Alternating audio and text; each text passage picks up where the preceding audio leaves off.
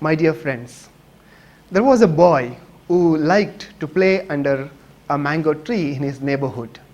He went there and played the whole day. He plucked the mangoes and ate. He plucked the leaves and made a crown for himself and called himself the king of the jungle. The tree too enjoyed this boy's company. The boy grew up and he seldom visited the tree, and the tree was missing this boy. One day, boy again visited the tree, and the tree was happy to welcome him and said, "Hey boy, come, let's play." And the boy said, "I am too busy now. I need money. I need to buy mobile and other gadgets." And the tree said, "Oh, I have no money. But then I have mangoes. You can pluck them and sell them and make money." The boy plucked the mangoes and sold them and made money. Again, the boy visited the tree after many years, and the tree was happy to see a grown-up man. Again, the tree invited the man to play with the tree, and the man said, "I'm too busy. I want to build a house now. I need to get married. I need to have children, and I need a house." And the tree said, "Oh, I have no house to give you, but then you can cut my branches and make a house." And the man cut the branches and made a house. And afterwards, hardly he visited the tree. The man grew old. Again, he came to the tree and he said, all my works are over, my children are grown up, and I want to relax now. I would like to go to the other side of the river and relax. I want a boat now." And the tree said, "I have no boat, but you can cut my trunk and make a boat and go to the other side and relax." And the man cut the trunk and made a boat, and he went the other side. The man grew older and came back to the tree, now hardly able to walk. And the tree was happy to receive him.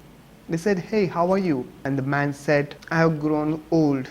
I want to relax. I want to sit somewhere." And the tree said, "I have nothing to offer you, only my stem. And it is good to sit and relax here." And the man sat there. This story is written in 1964 by Shel Silverstein, and he calls this story as the giving tree. Dear friends, this tree represents the nature, the environment, which gives and gives and forgives. And this man represents each one of us, the humanity, which gets and forgets. Today, let us reflect on environment, the nature. When we think of environment, what comes to my mind is Pope Francis and his celebrated encyclical Laudato Si. This year is the 5th anniversary, and it's also called as the Laudato Si year. Laudato Si, praise to you, God. That is the praise St. Francis of Assisi uttered to God, looking at the beautiful nature, who is also known as the patron saint of environment or the nature, who called sun as brother, who called moon as sister. Dear friends, Laudato Si invites us to take care of our common home, Mother Earth.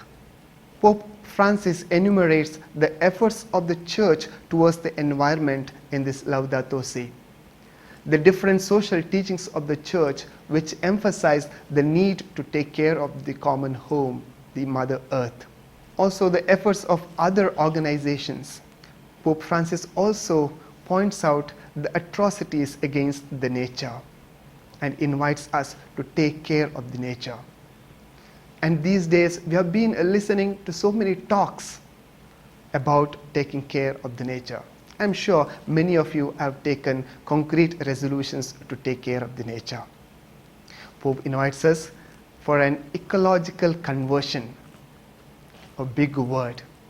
All of us know what is conversion. Conversion is the change of heart. It's a change of heart and mind, which is translated into actions, a U-turn to old ways of life. Today, taking care of the nature is not enough to go on doing the old things that we have been doing, that is exploiting the nature. Pope invites us to stop exploiting the nature and take care of the nature. We are all interconnected and we have to coexist. The biodiversity is very important for us to coexist. Let us call this nature as part of us, as St. Francis of Assisi would call. And today, what is required is actions, not just talk. And I would propose few concrete actions which I have been practicing in my life for the past few years. Let us save water. Of 75% of the water on earth, only 1% is fresh water. Only 0.007 is available for human use. 2 billion people do not have access to clean drinking water. Let us put a note in different places to remind us to save water. Let us not waste even a drop of water. Let us plant trees. We need 100 trees per person to manage global carbon emission. Plant trees to mark birthdays, anniversaries, or important days of the calendar. Start kitchen garden, terrace garden, to grow your own vegetables. Let us reduce, recycle, reuse. Refuse anything that creates garbage. Reduce consumption. Consume only what you need. Buy reusable instead of disposable items. For example, glass or steel plates instead of single-use paper or plastic ones. Segregate wet and dry waste to enable efficient recycling. Let us switch off lights. Switch off lights, AC and other electric appliances when not needed. Open the windows and use natural light and breeze as much as possible. Let us avoid plastic. Globally, 50% of the total plastic consumption is discarded as waste. Use cloth bags, steel water bottles, and environment-friendly things. Avoid aluminium foil, thermocol, styrofoam, flex banners, plastic bags, containers, and bottles. Let us not waste food. In the world, 1.3 billion tons of food is wasted, which is enough to feed 3 billion people, almost half the population of the world. And shockingly, 25,000 people die of starvation every day in the world.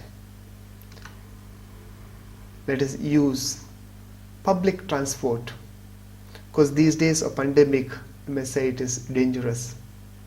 75% of carbon monoxide emissions come from automobiles. Walk or cycle for shorter distances. It is healthy and the planet benefits too. Let us reduce paper usage.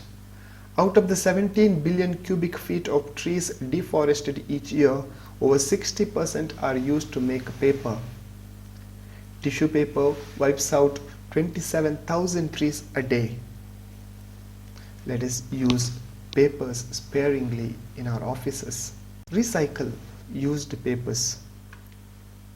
Friends, these are the few actions that we can take towards the nature and preserving our common home. As Mother Teresa would say, we cannot do great things, but we can do small things with great love. Let us contribute our little, and surely it will have a big difference.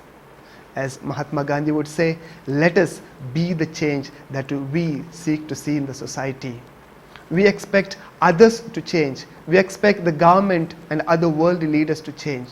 Let the change begin from me. If we would like to have peace in this world, we need to restore our relationship, first of all with ourselves, with others, with the nature, and with the God. It is a peace song, SONG, self, others, nature, and God. Let us restore peace with nature and enjoy our life, enjoying the beautiful creation that God has created. God bless you all.